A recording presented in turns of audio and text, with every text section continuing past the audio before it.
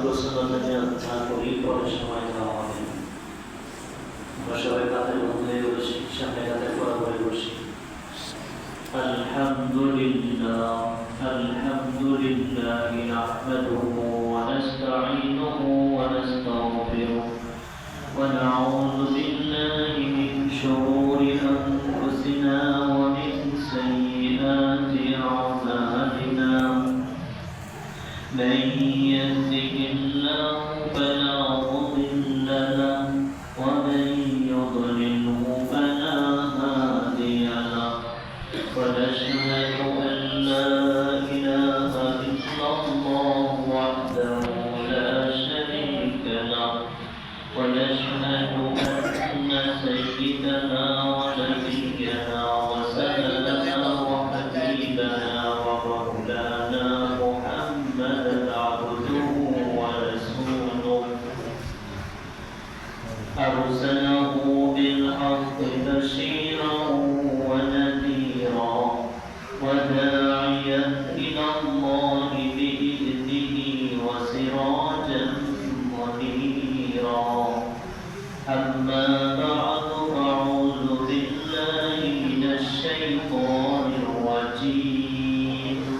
بسم الله الرحمن الرحيم.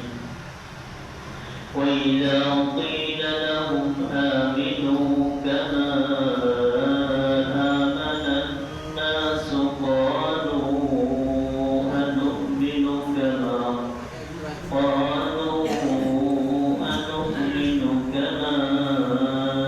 آمن السفهاء قالوا أنؤمن كما آمن السفهاء ألا إنهم هم السفهاء ولكن لا يعلمون. وإذا قيل لهم آمنوا كما آمن الناس قالوا أنؤمن كما آمن السفهاء ألا إنهم هم السفهاء ولكن لا يعلمون. صدق الله العظيم. আলহামদুলিল্লাহ, আল্লাহ তাআলার ফজল ও করম যে মহান আল্লাহ তাআলা আমাদেরকে এই প্রতিকূল আবহাওয়ার ভিতরে এই কাজকালের মৌসুমে আল্লাহ তাআলার মহান হুকুম জুমার নামাজ আদায়ের জন্য আল্লাহ তাআলা পবিত্র ঘর মসজিদ জান্নাতের বাগানে আসবার এবং বসবার তৌফিক দান করেছেন। এজন্য অন্তরে অন্তঃস্থল থেকে ইমানের আওয়াজকে উঁচু করে আমরা সকলেই কালিমাতুল শুকর আদায় করি। সকলেই বলি আলহামদুলিল্লাহ। আল্লাহ তাআলা আমাদেরকে নেক হায়াত দান করেছেন। আমরা যা আজকে বলতে বেঁচে আছি, আসতে পারছি।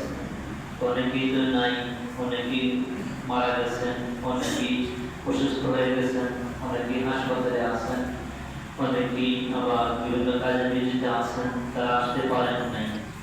মহান আল্লাহ তাআলার হুকুম করার জন্য যে আল্লাহ তাআলা আমাদের কবুল করেছেন, এজন্য বহুত ধরনের আমাদের অধিকারী দিয়েছেন। আল্লাহ তাআলা তৌফিক দেন সেই নেক কাজে অংশগ্রহণ করতে পারেন। তো আমাদেরকে আল্লাহ তাআলা এই বহুত ধরনের কাজে জুমার নামাজে অংশগ্রহণ করার মতো তৌফিক দিয়েছেন, অংশগ্রহণ করার মতো তৌফিক পাইছি। তো আমরা দুনিয়াতে এখন আসছি, একদিন আমরা থাকবো না। সেদিন আমরা ছিলাম না দুনিয়াতে, এখন আসছি, থাকবো না। এগুলো দুনিয়ার কি সিস্টেম। দুনিয়াতে আসার আমাদের সিরিয়াল আছে, যাওয়ার কিনে কোনো সিরিয়াল নেই। শিশু যেতে পারে, যুবকও যেতে পারে, বৃদ্ধও যেতে পারে, যে কোনো মুহূর্তে যে যেতে পারে। কেউ জানে না কার কোন সমাজে মত হয়ে যাবে, যে কোনো মুহূর্তে হতে পারে। আমাদের এরকম প্রাণবায়ু, আমাদের রোগ চলে যেতে পারে। রোগ চলে যায়, তাহলে আমি আর মানুষ থাকবো না, মানুষ আমাকে লাজ বলবে, মৃত বলবে। তো আমরা শ্রেষ্ঠ মত, শ্রেষ্ঠ জাতি, শ্রেষ্ঠ কবি, শ্রেষ্ঠ মত আমরা যেন শ্রেষ্ঠ থাকি। তো শ্রেষ্ঠত্বের কাজ করলে কি হবে? শ্রেষ্ঠ হবে। যদি আমরা শ্রেষ্ঠ নবীর শ্রেষ্ঠ হয়েছি আমরা, এখন যদি আমরা শ্রেষ্ঠত্বের কাজ আমরা না করি তাহলে কি হবো? আমরা শ্রেষ্ঠ হতে পারবো না, আমরা নিকৃষ্ট হয়ে যাবো। কি হয়ে যাবো? নিকৃষ্ট হয়ে যাবো। যেন শ্রেষ্ঠত্বের কাজ করতে হবে। তো জবাবে হুজুর আকরাম সাল্লাল্লাহু আলাইহি ওয়াসাল্লাম বলে গেছেন সেও জীবনযাপন করতে হবে। সাহাবায়ে কেরাম যেভাবে জীবনযাপন করছেন, সাহাবায়ে কেরাম যেভাবে মানছেন, সাহাবায়ে কেরাম যেভাবে চলছেন, সাহাবায়ে কেরাম যেভাবে জিন্দেগি কাটাইছেন, সেজন্য সাহাবিওয়ালা জীবন, সাহাবিওয়ালা জিন্দেগি আমাদের গঠন করতে হবে। তাহলে কি হবে? আমাদের এই দুনিয়ার জীবনটা আমার সুখের হবে, পরকালের জীবনটা আমার সুখের হবে। দুনিয়াগত আমরা উন্নত মানুষ হতে পারবো, আখেরাতে তো আমরা শ্রেষ্ঠ মানুষ হতে আমরা উঠতে পারবো। আর যদি আমরা এই সাহাবায়ে কেরামের মতো জীবনকে আমরা না করি, সাহাবায়ে কেরামের মতো আমরা জীবনটাকে আমরা না চালাই, আমরা মন গড়া মন মতে আমাদের ইচ্ছা মতো জীবনটাকে আমরা চালাই, তাহলে তো আমরা এই সাহাবায়ে কেরামের মতো হতে আমরা পারবো না। সাহাবায়ে কেরামের সাথে আমরা হাসরের মাঠে উঠতেও পারবো না। এজন্য যদি সাহাবায়ে কেরামের সঙ্গে আমাদের থাকতে হয়, সাহাবায়ে কেরামের সাথে আমাদের উঠতে হয়, সাহাবাদের মতো মানুষ আমরা হইতে হয়, তাহলে আমাদের কি করতে হবে? এই সাহাবায়ে কেরামের মতো জীবনটা আমার গড়তে হবে। সাহাবাদের মতো আদর্শগুলি আমার মধ্যে বাস্তবায়ন করতে হবে। তাহলে কি হবে? আমার এই জীবনটা সাহাবিওয়ালা জীবন হবে, সাহাবিওয়ালা জিন্দেগি হবে। যদি সাহাবিওয়ালা জিন্দেগি আমি গড়তে পারি, সাহাবিওয়ালা জীবন আমি গড়তে পারি, তাহলে আমি উন্নত মানুষ হতে পারবো। দুনিয়াতে সৃষ্টির পূর্বের মধ্যে মানুষ জাতির মধ্যে সর্বশ্রেষ্ঠ উন্নত মানুষ হইল সাহাবায়ে কেরাম। নবীগণ হইল সবচেয়ে সর্বশ্রেষ্ঠ মানুষ, আর নবীদের পরেই হইল উন্নত মানুষ হইল সাহাবায়ে কেরাম। নবীদের পরেই স্থান হল কাদের? সাহাবায়ে কেরামের স্থান। এজন্য নবীদের পরেই উন্নত মানুষ হইল এই সাহাবা আজমাইন। এজন্য উন্নত মানুষ যদি আমাদের হতে হয় তাহলে কি করতে হবে? সাহাবায়ে কেরামের নকল হরকত আমাদের করতে হবে। যদি সাহাবায়ে কেরামের নকল হরকত আমরা করি তাহলে আমরা কি হতে পারবো? এই সাহাবাদের মতো উন্নত মানুষ আমরা হতে পারবো। সাহাবায়ে কেরাম তো এই মেহনত করে নবীর পাশে থাইকা তারা উন্নত মানুষ হয়েছে, নবীর পরশে থাইকা তারা উন্নত মানুষ, শ্রেষ্ঠ মানুষ হয়ে গেছেন। আল্লাহ তাআলা এদের প্রতি রাজি খুশি হয়ে গেছেন। বলেন সুবহানাল্লাহ, রাদিয়াল্লাহু আনহু ওয়া রাদু আনহু। আল্লাহ তাআলা এদের প্রতি কি হয়ে গেছেন? খুশি হয়ে গেছেন। তারা এমনভাবে জীবনযাপন করছে, এমনভাবে তারা ঈমান আনছে, এমনভাবে নবীর কথা তারা শুনছে, নবীর কথা মতো চলছে, যার কারণে আল্লাহ তাআলা এদের প্রতি কি হয়ে গেছেন? রাজি খুশি হয়ে গেছেন। বলেন সুবহানাল্লাহ। এই সাহাবায়ে কেরামের প্রতি আল্লাহ তাআলা সালামও পাঠাইছেন। বলেন সুবহানাল্লাহ। খাদিজা রাদিয়াল্লাহু তাআলা আনহা হুজুর আকরাম সাল্লাল্লাহু আলাইহি ওয়াসাল্লামের স্ত্রী, তিনি অনেক ধনাঢ্য মহিলা ছিলেন, অনেক সম্পদের মালিক ছিলেন। সব সম্পদ আল্লাহ তাআলা রাস্তায় বিলীন করে দিলেন, আল্লাহ রাস্তা দান করে দিলেন। নবীকে বলেন এগুলা আল্লাহ রাস্তায় দান করেন, আল্লাহ রাস্তার জন্য খরচ করেন। তো খরচ করছেন, শেষে এমন অভাব হয়েছে যে কয়েকদিন চলে গেছে বলে খাবার নাই, কিনে কোনো খাবার নাই। তো আল্লাহ তাআলা সালাম পাঠাইছেন জিবরাইলের মাধ্যমে যে আপনাকে সালাম দেন খাদিজাকে আমার পক্ষ থেকে। বলেন সুবহানাল্লাহ। নবীজি এসে বলছেন নবীজি যে আল্লাহ তাআলা খাদিজাকে আল্লাহ সালাম জানাইছেন। আবু বকর রাদিয়াল্লাহু আনহু অনেক প্রভাবশালী ব্যক্তি ছিলেন, তার 13টা দোকানই ছিল, বিশাল বড় বড় 13টা দোকানই ছিল, আর অনেক সম্পত্তি ছিল। সব সম্পদ আল্লাহ তাআলার জন্য দেয়া দিলেন। এই 13টা দোকান দান করে দিলেন। একবারে এমন অবস্থা হয়েছে শেষে যে তিনি সারা শর্ট কয়েকদিন গেছেন, কেমন আর খাবার নাই। এরপরেও এদের এই ব্যাপারে কোনো আফসোস নাই, এদের চিন্তার জন্য আখেরাতে যে আখের জীবন আমার কেমন সুন্দর হবে, দুনিয়াতে আমি খাইলাম না খাইলাম, দুনিয়াতে আমি বাড়ি ঘর বানলাম না বানলাম, এই দিকে সাহাবায়ে কেরামের কোনো দুঃখের ছিল না। সাহাবায়ে কেরামের চিন্তা ছিল আখেরাতের দিকে, যে আল্লাহ দিকে আল্লাহ তাআলা কেমনে খুশি করবো, আমার আল্লাহ তাআলা কেমনে খুশি হবে, আল্লাহ তাআলা আমার রাজি হবে, আল্লাহ দিদার কেমনে আমি পাবো, জান্নাতের বাসিন্দা আমি কেমনে হব, এইটা সাহাবায়ে কেরাম সব চিন্তা করতেন। হযরত জিবরাইল আলাইহিস সালাম একদিন আল্লাহ তাআলার পক্ষ থেকে সালাম নিয়ে আসলেন, নবীজিকে বলতেছেন যে আল্লাহ তাআলা এই আপনার আবু বকরকে সালাম জানাইছেন, বলেন সুবহানাল্লাহ। আল্লাহ তাআলা বলছেন যে আবু বকরের জন্য জিজ্ঞেস করে দেখেন, তার যে তো ধন সম্পদ ছিল সব আমরা রাস্তায় দান করে দিলেন, তো বাবুঘাত করে গেছেন, গরিব হয়ে গেছেন, এখন তিনি আল্লাহ তাআলার প্রতি সন্তুষ্ট আছে কিনা? রাসূল সাল্লাল্লাহু বললেন যে আবু বকর তোমাকে আল্লাহ তাআলা সালাম জানাইছেন, বলেন সুবহানাল্লাহ। আল্লাহ তাআলা জিজ্ঞেস করছেন তোমাকে, তুমি কি এই যে তোমার এখন তো গরিব হয়ে গেছো, তুমি এখন আল্লাহ তাআলার প্রতি সন্তুষ্ট আছো কিনা? তখন আবু বকর কান্না ভেঙে পড়লেন আর বললেন যে আল্লাহ তাআলা আমাকে যে অবস্থা রাখছেন আমি সে অবস্থা আল্লাহর প্রতি সন্তুষ্ট আছি। তারা এই জিন্দেগি করে গেছেন, তারা সোনার মানুষ হয়ে গেছেন। এই জন্য যদি এদের মতো আমাদের জীবন করতে হয় তাহলে কি করতে হবে? এদের আদর্শগুলিকে বাস্তবায়ন করতে হবে, এদের মতো আমাদের ঈমান আনতে হবে। তারা যেভাবে ঈমানকে ঠিক রাখছেন, ঈমানের উপর মেহনত করছেন, ঈমানকে তাজা করছেন, ঈমানকে মজবুত করছেন, সেইভাবে আমাদের কি করতে হবে? ঈমান আনতে হবে। আল্লাহ তাআলা বলেন সূরা বাকারার মধ্যে, ওয়াইদা কিলা লাহুম আমিনু কামা আমানান নাস, যখন তাদেরকে বলা হয় তোমরা ঈমান আনো অন্যান্য লোকদের মতো, মানুষদের মতো, ক্বালু আনুমিনু কামা আমানাস সুফাহা, তারপরে মুশরিকরা বলেন যে আমরা কি এই বোকাদের মতো ঈমান আনবো? বলেন নাউযুবিল্লাহ। তারপরে মুশরিকরা বলতেছেন যে সাহাবায়ে কেরাম তো দুর্বল অসহায় ব্যক্তিরা নবীর প্রতি ঈমান আনছে, এদের মতো আমরা ঈমান আনবো? এত বোকা, এত নির্বোধ, এত অসহায়। অথচ আল্লাহ বলেন আলা ইন্নাহুম হুমুস সুফাহাউ ওয়ালাকিন লা ইয়ালামুন, যে তারা আসলে বোকা নির্বোধ, যে তারা বোঝে না, জানে না, তারা বোঝে না যে তারা নির্বোধ, তারা বুঝতেই আছে না, নিজেকে অনেক কি করে বড় মনে করতেছে। এই জন্য নিজেকে বড় মনে করা যাবে না, নিজেকে ছোট মনে করতে হবে। তো আল্লাহর কোরআনকে বড় মনে করতে হবে, নবীকে বড় মনে করতে হবে, সাহাবায়ে আদর্শকে বড় মনে করতে হবে। এরাই হলো সবচেয়ে জ্ঞানী, এরাই হলো সবচেয়ে।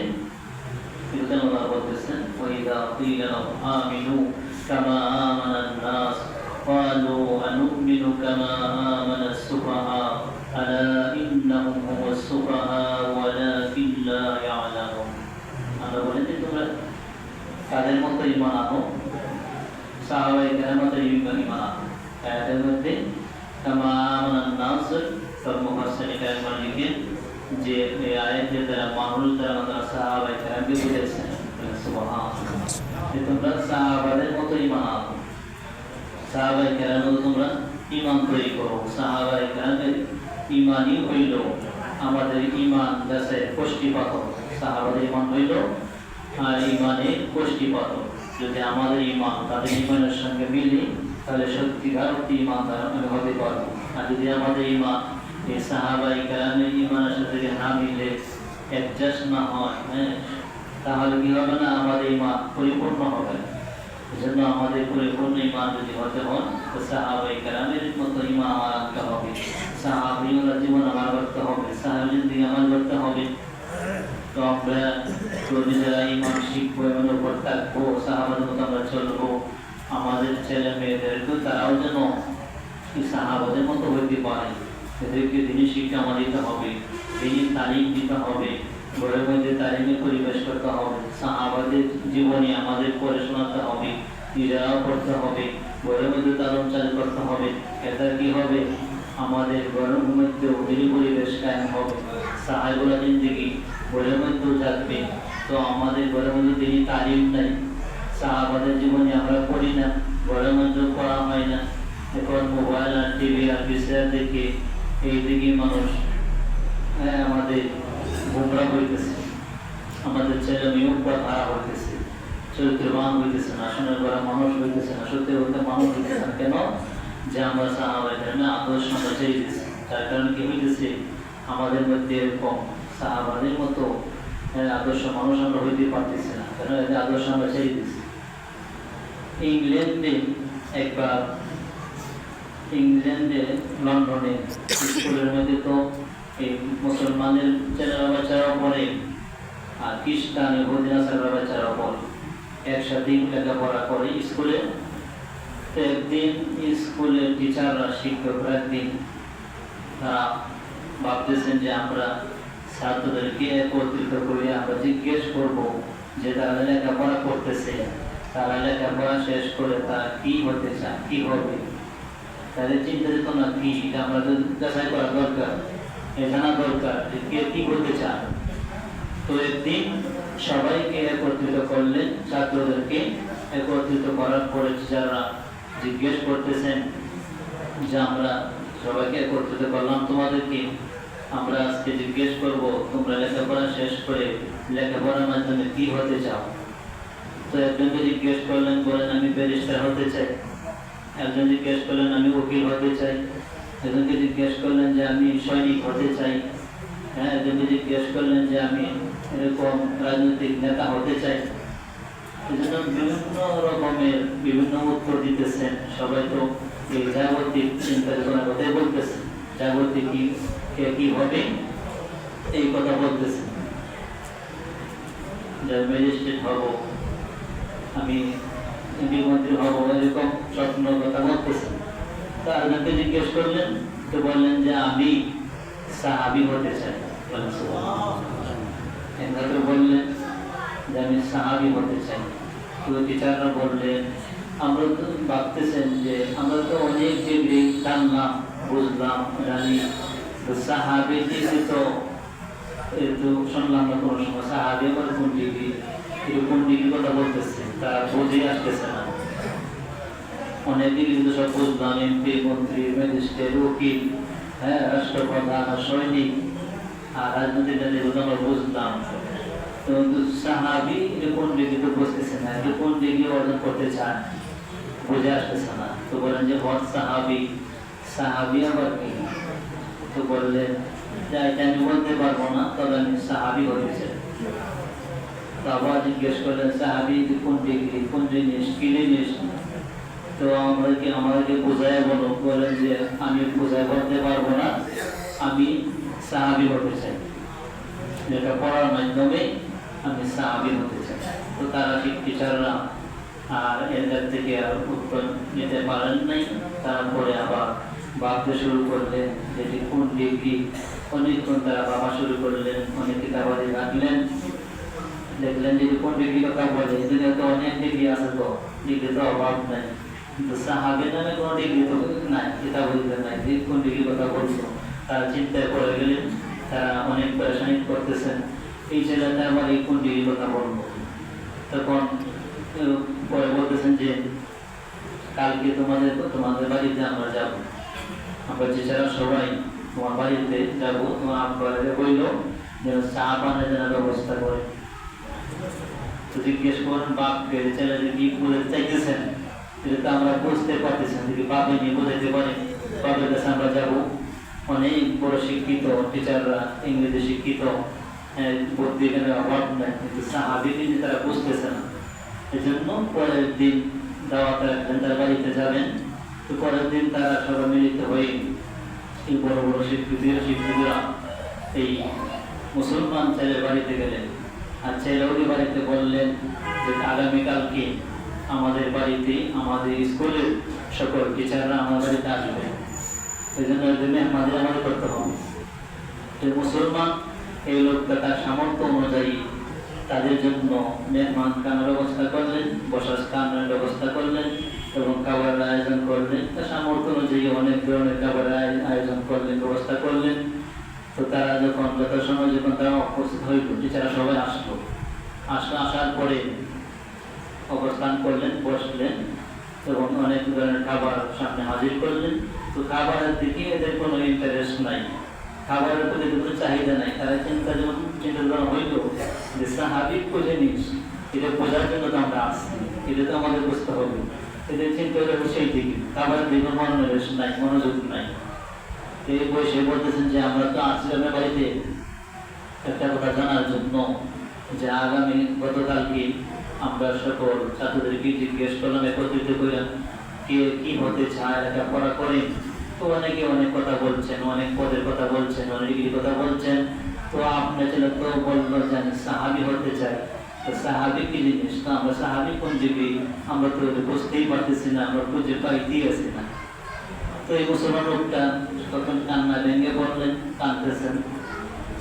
তখন তিনি আর টিচাররা আবার চিন্তা করে গেলেন যে প্রশ্নগুলো তো আবার মুশকিল হয়ে গেল, বাপে কাঁদতেছে। তো বলে আপনি কাঁদতেন কেন? আমরা মনে তো আরো প্রশ্ন জেগেছে, আপনি কান্দাতে। তো বলেন যে আমি এই জন্য কাঁদতেছি সুখী হিসাবে যে আমার ছেলে যে এই ইহুদি খ্রিস্টানদের লেখাপড়া করার পরেও যে আমার ছেলের আবেগটা যে সাহাবি হওয়ার আবেগ প্রকাশ করেছে, এজন্য আমি কাঁদতেছি। ইহুদিদের সাথে তাই কেউ যে আমার ছেলেটা যে সাহাবি হওয়ার আবেগ প্রকাশ করছে, এজন্য আমি কাঁদতেছি। তো বললেন যে সাহাবি কি জিনিস? তো বললেন সাহাবি হইল পৃথিবীর মধ্যে সর্বশ্রেষ্ঠ উন্নত মানুষ হইল নবীগণ, আর নবীদের পরেই দুনিয়াতে শ্রেষ্ঠ উন্নত মানুষ হলো সাহাবাই কেরাম। তো বললেন সাহাবি আবার কারা? তো বললেন যে আমরা তো মুসলমান। তো বললেন যে ঠিক আছে, মুসলমান অসুবিধা নেই, আমাদের স্কুলে তো মুসলমানরা পড়ে, আমরা বলে বলেন কোনো চিন্তা কোনো কারণ নেই, আমরা আপনাকে কোনো কিছু করবো না, দরকার করবো না। খোলামেলা বলেন, আমরা শুধু এসেছি জানার জন্য। তো বললেন যে এই সাহাবি হইল যারা শেষ নবী, আমাদের নবী হযরত মুহাম্মদ সাল্লাল্লাহু আলাইহি ওয়াসাল্লামকে যারা ঈমান অবস্থায় যারা দেখছে নবীকে এবং ঈমান অবস্থায় মৃত্যুবরণ করছে, এদেরকে সাহাবি বলা হয়। আর নবীর তো অনেকে ইহুদি খ্রিস্টানরা দেখছে, দেখলেই হবে না, ঈমান আয়না দেখতে হবে এবং ঈমান অবস্থায় মরছে, এদেরকে নবীর সাহাবি বলা হয়। তখন তারা বললেন যে সেই সাহাবাদের কথা চিন্তা করতেছে তোমাদের ছেলে, এখনকার সন্তানেরা তো 1000 বছর পরে কি হবে এই স্বপ্ন তারা দেখি, 1000 বছর পরে কি করব। আর তোমার ছেলে 1500 বছর আগে কি হয়েছে সে চিন্তা করতেছে, তারা আফসোস করতেছেন। তো এই লোক বললেন যে 1000 বছর পিছনে চিন্তা আমার ছেলে করতেছে না, আমার ছেলে চিন্তা চেতনা হইল এই দুনিয়া থেকে এমনি শ্রেষ্ঠ মানুষ হওয়ার চিন্তা করতেছে। সাহাবীর অর্থ এখন হওয়া যায় না, কিন্তু সাহাবীর মতো শ্রেষ্ঠ মানুষ আমার ছেলে কেমনে হইতে পারে সেই চিন্তা চেতনা আমার ছেলের মাথায় ঢুকছে। তিনি বুঝাই দিলেন যে সাহাবী হইল শ্রেষ্ঠ মানুষ হওয়ার পরিকল্পনা, শ্রেষ্ঠ মানুষ কেমনে হওয়া যায়। যদি ইংলিশ লেখাপড়া করা হলেই সোনার মানুষ হওয়া যাবে না, শিক্ষিত হওয়া যাবে, বড় শিক্ষিত হইতে পারবে, বুদ্ধিজীবী হইতে পারবে, কিন্তু সুশিক্ষায় এবং চরিত্রবান আদর্শ মানুষ, শ্রেষ্ঠ মানুষ হওয়া যাবে না। শ্রেষ্ঠ মানুষ যদি হতে হয় এই সাহাবাদের মতোই অনুসরণ করতে হবে, এদের মতোই মানতে হবে, এদের মধ্যে চলতে হবে। এরাই হলো শ্রেষ্ঠ মানুষ দুনিয়াতে, যারা সাহাবার মতো চলবে। এই জন্য আমাদের কি হতে হবে? তো বলেন যে আমাদের গরমে তালিম হয়, এই গরমের তালিম হওয়ার কারণে এই তালিমের প্রভাবে যে আমাদের ঘরে তালিম করি, সাহাবাই একটা সাহাবা নামক কিতাব আছে, সাহাবি ঘটনাগুলি আমরা ঘরের মধ্যে পড়ি, প্রতিদিনই পড়া হয় ঘরের মধ্যে। এই পড়ার কারণে এই আমার ছেলের মাথার মধ্যেও প্রভাব পড়ে গেছে এবং মাথার মধ্যে ঢুকছে যে কি করে এই এদের মতো হওয়া যায়, এই চিন্তা ভাবনা ঢুকে গেছে। যে লাইনে চলবে, যে কথাগুলো শুনবে, কথাগুলো তো মাথার মধ্যে ঢুকে চিন্তা ভাবনা এমনই হয়। এই জন্য আমাদের ঘরের তালিম তো এখন নাই, কোরআনের তেলাওয়াতও নাই। এই জন্য আমাদের চিন্তা ভাবনা কাছে গেছে অন্যদিকে, মোবাইলের দিকে, টিভির দিকে, বিষয়ের দিকে, গান বাজনার দিকে, এগুলিতে চলে গেছে। এই জন্য যদি সাহাবাদের মতো আমরা হতে চাই, এই সাহাবীদের আদর্শ আমরা অনুসরণ করতে হবে, ঘরের মধ্যে তালিম চালু করতে হবে। আমরা সবাই তালিম চালু করবো ইনশাআল্লাহ। এই দাওয়াত তবলিগ আমরা সময় দিব, ঘরের মধ্যে কোরআনের তেলাওয়াত করবো, সাহাবীদের নামক যে একটা সাহাবা নামক কিতাব আছে, সাহাবাদের বর্ণনাবলী কিতাব আছে, এগুলো আমরা ঘরের মধ্যে পড়বো, ঘরের মধ্যে ছেলেরা পড়াবো, পুত্রবধূ পড়াবো ঘরের মধ্যে। যদি আমরা পড়ি, মেয়েরাও পড়ে, তাহলে এদের মতো হওয়ার একটা চিন্তাধারণা যায়। এই জন্য আল্লাহ তাআলা আমাদের সকলকেই এই সাহাবীদের মতো হওয়া, সাহাবীদের নকল হরকত করা, সাহাবীওয়ালা জীবন এবং সাহাবীওয়ালা জিন্দেগি গঠন করা আল্লাহ তাআলা আমাদের সকলকে তৌফিক দান করুক। সকলের নামে ওয়া আখিরু দাওয়ানা আলহামদুলিল্লাহি।